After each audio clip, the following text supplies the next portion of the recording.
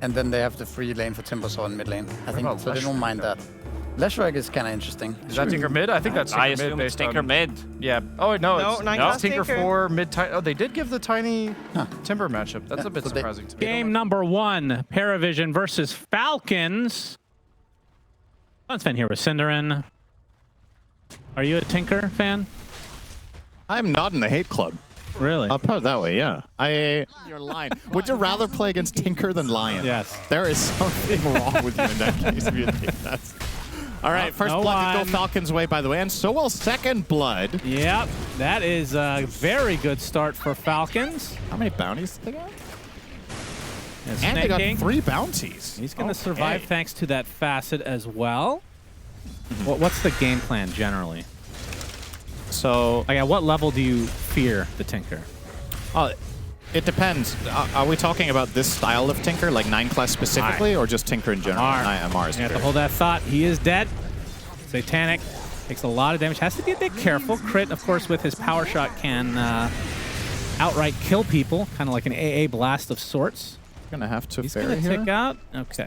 Tinker and killing him is the #1 counter rather than removing his shields. The problem is Falcons don't really have heroes that do that, which is why the Tinker was probably the overall last pick here for Paravision, and accepting what you're seeing on your screens right now to be the cost of that. Can't say I love that so far. So when you say get on top, you mean consistently, not like a blink ravage, because that's the one, you're just blowing everything at once. Right? Yeah, but you're not even guaranteed to kill him. That's the problem, right? So, no, classic counters would be heroes that carry heroes that buy Blink Abyssal or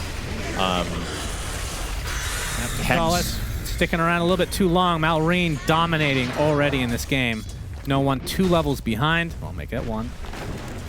This is still a complete slaughter in the mid. He's doubling him on CS against Tiny. Worse than the theory. But that's how a subset of the games will go. They'll get the first blood sometimes on your carry. Sure. I mean, the beginning of the game with the first blood and getting the 2 first kills. It makes a of the massive game, difference. It does. So Satanic on the cover of his tier 1. I'm not sure if that's going to save him. That's a lot of pure damage deleted. Amar actually gets the last hit there. As both 9 class and Ducalis have to try and retreat. Not the best chakram. Looks like they'll get out just fine. Malrine's going to be a big problem this game for Paravision. I think we already had 1 game today with a Deathless Timber. This, don't want to get ahead of myself too early here, but this could be another game where Timber just totally pops off. This kind of start, 9 class is going to die here as well. Oh, yeah. Assassinated by the kill shot. It allows Ty to perhaps skip a mana item and farm faster, or if he has both, he can literally just spam Anchor off cooldown. Snaking is level 6, by the way. And clips him! Shackle hits. DM doesn't have Surge for a long time. We'll use the wall as a slow, and that'll be enough. Pull it off. Snake's in trouble now, actually. He's getting a little bit of barrier thanks to his facet, but gets vacuumed back. Illusions are taken out by crit. Meanwhile, Satanic double teamed at the moment. There's the Ravage, and there's the death. My goodness, crit will be the effective trade across the map, but that is not nearly the same. Falcons will take it. Yeah. The timer is just too much for my heart, you know? Yeah, match 3 is not a game for everyone, Shannon. You gotta be able to see shapes and sizes. Yeah, I struggle with that. Yeah, we talked about your education earlier last series. He's going to be found out as the Blade Mail, but he will tick away nonetheless. A couple of good picks here for Paravision to stabilize this game a bit. It was starting to look very solid for Falcons, but these picks here and there, good rotations, the movement from playing the Tiny and Jakiro together now in tandem for a couple of kills is helping out. Instead, we might get a fight with a really, really nice rune here for Malrine. He's about to hit level 12, gets the Arcane. He has an amp damage rune running still. If he were to fight anyone right now, he would be a total boss, but that's where Tinker comes in and places the marches. And for all the carry Tinker we talked it up, so far 9 class has a Holy Locket. Okay. So he is not at all going the aggressive route, which further brings into question, why did they pick this hero then in this slot with all the info that they had? There's some questions to be answered. Oh, comfort picks. Locket Force Staff is the Shackle current not plan. going to connect to Skeeter. Oh, they can actually find the Dark Seer. That is a lot of damage. Ravage is placed, and DM Still getting bursted, able to get to the outskirts of the other side of the trees, healing up thanks to the neutral. He's fine, actually, as Malrine using that arcane rune, but he's in a bit of trouble. SyndereN doing a ton of damage. 9 class surrounded with his own illusions from the Terrorblade, saving him. They're not going to pursue any further, and Skeeter left all alone. And this is just an eventuality for the death of the Tide. Watermelon Man goes down. 2 dead for Falcons, and Paravision lose nobody. Yeah. They were so close to killing the Darkseer twice over, but DM just barely staying afloat with the Wand, with the Greaves, with the Polywalk Charm. Just lacking the last 5 to 10%. And it sucks extra bad when you pop the Ravage for that kill. Because then when the follow-up fight starts developing, Paravision have so much freedom knowing that they don't need to worry about the Ravage. I mean, you saw the Greaves, SyndereN. Yeah, they were good there. No When you're doubt low, about it. that extra HP regen you get, pretty solid. Mar and company, they want to fight this. Tormentor is really low. It's going to go to 9 class, but they take a lot of damage as a result. Healing up a decent amount. A lot of damage coming from Malrine, but not able to finish the job. They TP out. Ducala is stuck inside the corner. Chakram will finish him off. As SyndereN, he has to be careful. Gets off the Sunder onto a Mar. As no one gets a beautiful avalanche onto 2, but he is surrounded by members of Falcons, deleted by Malrine. Is there, okay, this is going to sound, this is maybe previous level tech, SyndereN, but it could be next level, depending on perspective. Tinker Conda. You buy multiple, you have to hold that thought, crit. Ice Path is going to hit him, Macropyre as well. He's going to be tossed back. And Avalanche ensures that he will eventually tick out. I got off the... Oh. But maybe part of the strategy, SyndereN, if you get more than one hero that can be broken, you can't break all of them. You have to choose one, you see.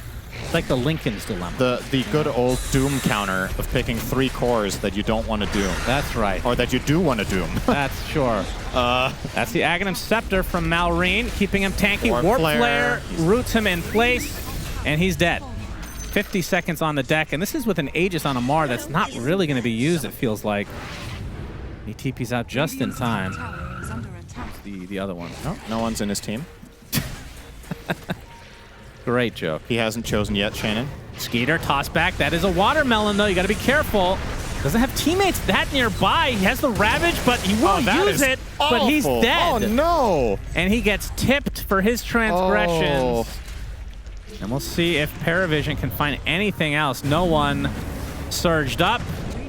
Snake King's going to get blocked a bit. Avalanche is there. They should be able to find him very least. So 2 for nothing.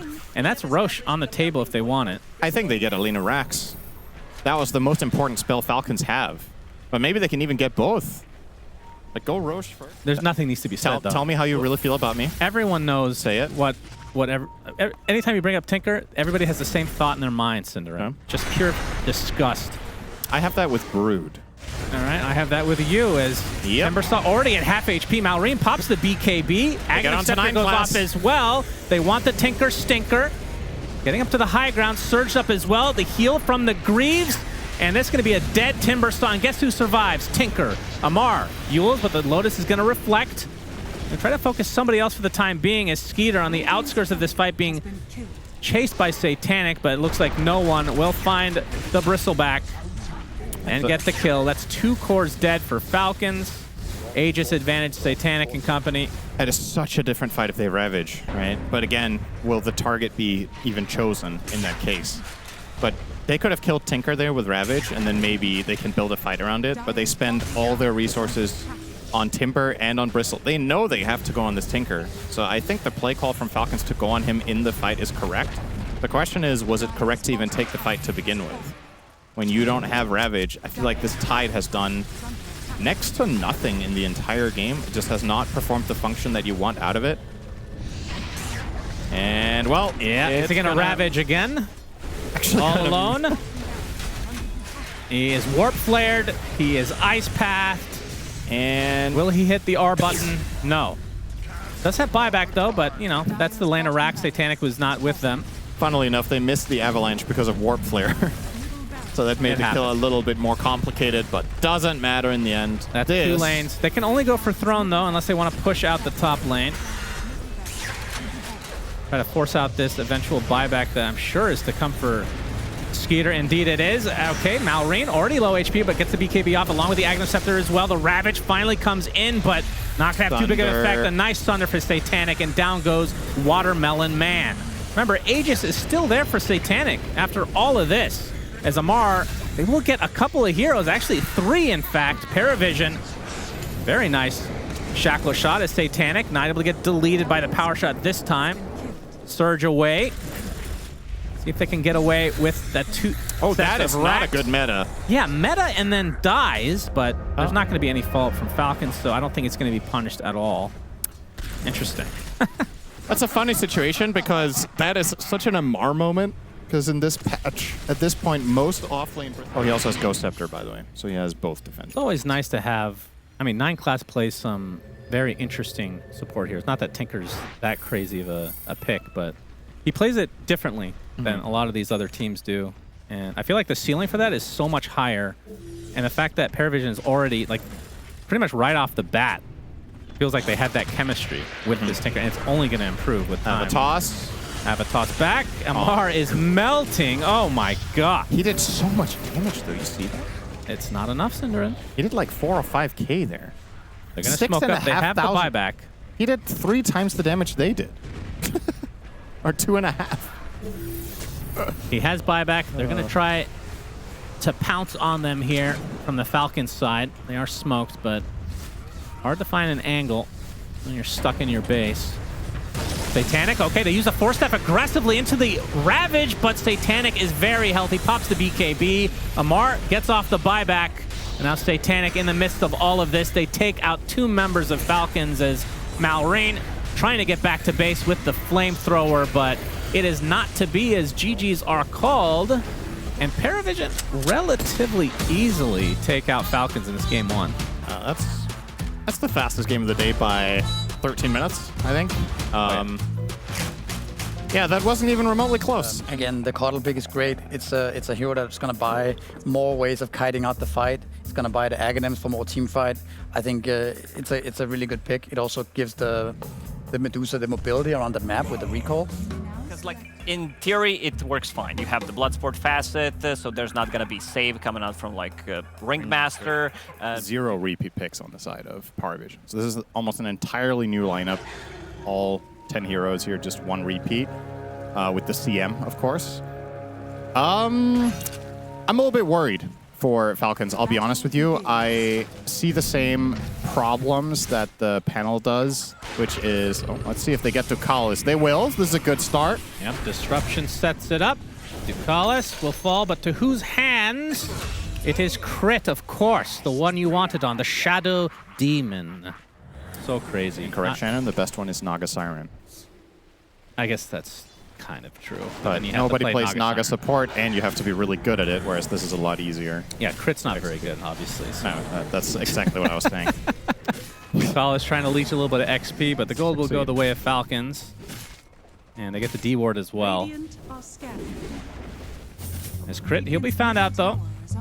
Disruption? X from no one. He lets them finish it here. And the board. The torrent is going to be avoided as well. Crit to the high ground. Malrine just ignoring everything, and it works out for him. Because he gets everything that he wants. Crit does eventually die to no one, but obviously the cores of Falcons don't really give a shit. And the 7-minute Wisdom Shrines are upon us. Snake King very low right now, but most of the damage being applied to DM at the moment. Trying to walk away. It's not going to happen. As 9 class and Skeeter, who wins this 1v1 battle? What do you think? That's an easy one. Although, wait!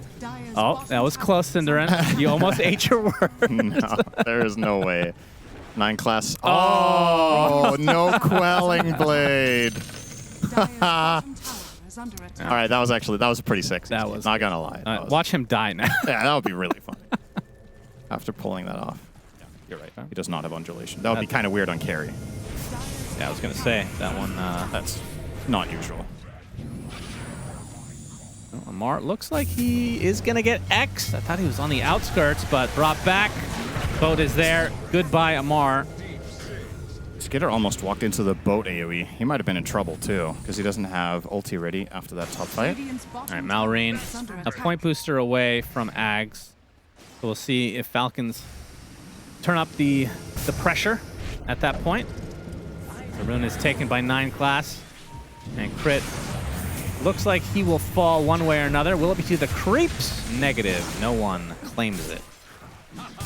Yeah, and similar to game 1, Falcons are off to a pretty good start in their lanes, and then Paravision find a way to make a couple of moves with their supports to stabilize the early game and not fall too far behind, and now we are blade mail. Damage is lacking right now for Paravision if they were to break out into a full-on fight. That Arena onto DM. As Malrine shows up with the help of Snay, that'll be the death of the Bristle. No need to roar. That's true. They retain that. Now 9 class running under a ward, he'll get disrupted here. Oh boy. Or purged, one or the other. And, well, that's a naive TP to say the least. Make him use his mana. Yeah. Very important. 1,000 away on Skeeter's Radiance as he's gonna pick up a kill here. So Crit, first time not stealing a kill this game. I mean, What a beast. never had one. What a beast. Well, Radiance on the side of Paravision out with the Kunkka, so that'll help no one out quite a bit. As Amar will get off the arena. The boat is there, though. Doing a lot of damage to Amar, but no one... He is outnumbered for the time being, but the illusions of Satanic show up, and no one will be able to walk away. Now the X onto Skeeter. Uses the borrowed time, so will survive a little bit longer. Now the disruption. Right now onto Satanic. As Crit, not able to TP out, the whip will cancel it, and it looks like he will be the death that we see after a very long fight where not a whole lot of damage was done. I'll say it right now. I hope this does not become the meta for the vast majority of the games of this tournament. How many games have we had so far today? 4, right? So this is the 4th game, and I feel like in 3 out of 4 of them, the cores are just so hard to kill, man. It's like, I'm just watching that fight, and they just can't go. Mm-hmm. Like, Bristleback has a pipe for his Medusa and Kunkka, who are getting Illuminate healed. Now Snake King is spotted. Spotlight upon him. He's dead. It's the supports in this game that feel mortal right now. I think all the cores are super hard to bring down. Probably the least tanky core, isn't it ironic? That's Mars. And then you tweak the numbers a little bit, I would mind it way less. Well, you'd have to tweak the numbers is the big thing. It's the Monocard Dungeocalis, but Ignis Fatus going to be kind of annoying to deal with. Ignis wins this battle again. Malrine, Arcane Rune. He's going to get X for his trouble, though. Has a little bit of reinforcements coming.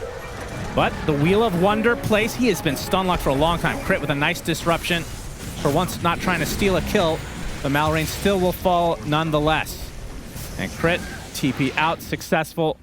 But the core is lost already for Falcons. 5K lead for Paravision. And this is feeling pretty hard for Falcons right now. I am struggling to see how they kill heroes. That's my very in-depth analysis It feels of like this situation. the Beastmaster at this point needed to be more snowbally. Yeah.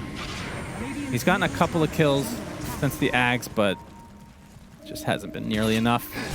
Skeeter is spotted and slow. He has nobody close to him, but it is an Abaddon at the end of the day.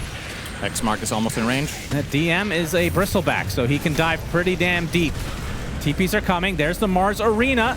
Spotlight applied as well. DM, he's in a lot of trouble. He's going to get boxed up for the time being. Will he survive? He might actually. Gorgon's Grasp not really going to connect here. As the disruption onto the high ground, DM is actually walking off all of this damage. He is fine. Meanwhile, no one isolated.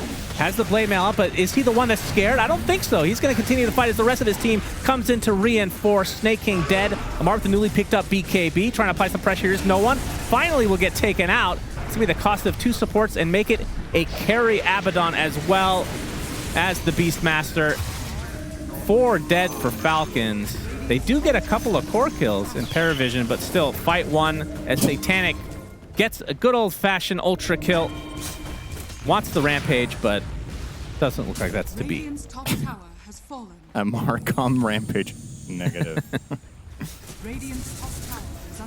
Well, here's Satanic. All right, he's not here anymore. He's going back. Really important to see that. Was there something on the courier? Is that just one of the few highlights for Falcons, maybe? All right, they're going to force the issue here. Yeah, they have to get something out Grabbing of the this. smoke. Going to will run lead the straight way up the high ground here. Their kill leader will lead the way. Onto the high ground they go, but Will-O-Wisp to That counteract this, and Malrine and company have to try to run away. Although, Bucalis does tumble to Skeeter. Now Satanic, he is fearsome at the moment. X, the disruption to counteract it, but Gorgon's grasp, not quite connecting, but the tidal wave. Skeeter's just getting bounced around left, right, and center. Finally, the borrowed time is there, but he's not going to get a whole lot of HP after the fact. And that is a dead position 1 Abby again. And there's the Arena. Wow, he had Arena this whole time. It's going to be used in the defensive measure as Amar tries to run away, but it is inevitable he will fall. So 3 kills for Paravision, and this is snowballing out of control. You cannot open the fight like that. Especially when you consider what heroes were picked earlier in the draft, right? You had a first pick Bristleback on Paravision, and then it still gets left in the pool. You have a Kunkka, you have a Medusa, and it still gets left in the pool. It felt like Falcons forgot about it, honestly. Yeah. And it's making Paravision's game feel very smooth and easy right now. Yeah, Roshan's banner used as well as they can try to farm a bit in the enemy base. Snake King will survive, but the buildings won't survive for too much longer. Tier 3 taken, and I just don't see a way for Falcons to fight back right now. They can't kill Satanic once, so now that he has Aegis, honestly, I don't even know if he should have taken it. I think I'd almost rather have seen it on the Kunkka. Disruption, you can make but that the argument. Tidal wave onto Crit, but the Aphotic Shield to get out of dodge. Fortification already used, so this lane is gone, although you can see Amar using his ult. He's all alone, although Malrine comes to play as well, and they're able to take out the Coddle. But can they get more? And now Scotty is delivered to Satanic. And with that Aghanim Scepter, able to take full advantage now. As Skeeter, despite being at a number disadvantage for Paravision, they are not scared at all. Roar applied to Kunkka, but there's the box to save him. TP, or the buyback from the Coddle now, as Malrine stuck in a horrible spot. The Wheel of Wonder destroying BKB's pop galore as Amar TP X. Oh, that was close though. But a lot has been expended for Falcons, and now their base will continue to fall because Satanic still has the Aegis, still has no way to really die. Malrine just seems desperate as well, right? He once again just blink roars a core, and there's no follow-up, and there's no way of killing that hero to begin with. So it's just they just don't have solutions. It's a really straightforward game for Paravision if things don't go better for Falcons early, and we're seeing it step by step here, just how beautifully crafted this lineup is on the Dire and the way it interacts with Falcons. Just beautiful. Paravision are not challenged at all in this game. Well, they can't go for Megas because of the Tier 2, but they can just finish the game. They feel very confident right now. Still 2 minutes on this Aegis. It's not like it's even close to expiring. And Will-O-Wisp used just in case somebody wants to jump in. Snake King trying to keep them at bay, but there's only so much a CM can do when you're down 15k at 30 minutes. 1 Tier 4 down. Second will fall shortly after, surely. And there's the jump in. Malrine with the roar onto the Kunkka. Do they have the save? Do they even need it? The Arena is used. They take him out, but that's a buyback now for no one. And now what can Falcons do? Amar and company just being destroyed in their own base. Crit is dead. Snake King follows suit. No supports left for Falcons. And soon, no cores as GGs are called. Paravision 2-0 really easily. Yeah. This game, too, was somehow even cleaner than the first after the landing stage. I mean, I honestly, I absolutely love their draft this game. I think this was probably out of all the series we've had today for me, or out of all the games we've had today, to me, this was the most one-sided draft, personally.